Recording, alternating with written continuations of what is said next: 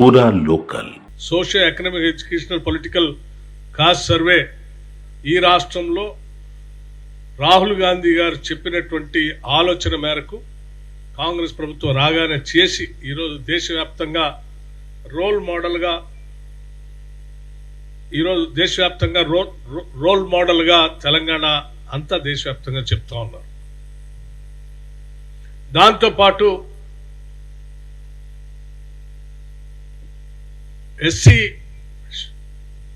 Categorisation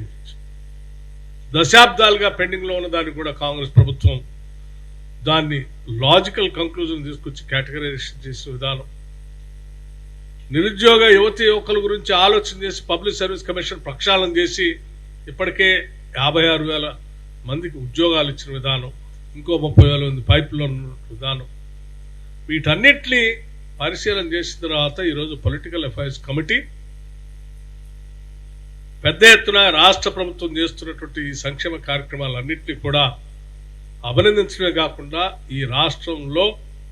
ప్రజలకి ఇది golden period అని చెప్పి వారు అభినందించడం జరిగింది. అభినందిస్తూ ఈ ప్రభుత్వం కాంగ్రెస్ ప్రభుత్వం చేస్తున్నటువంటి ఈ కార్యకలాపాలన్నింటినీ కూడా కింది స్థాయి వరకు ఇంటింటికి తీసుకెళ్లేటువంటి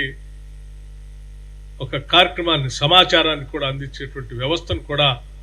తీసుకొని ముందుకు పోవాలని చెప్పి ఈ పొలిటికల్ అఫైర్స్ కమిటీ నిర్ణయం చేయడం జరిగింది.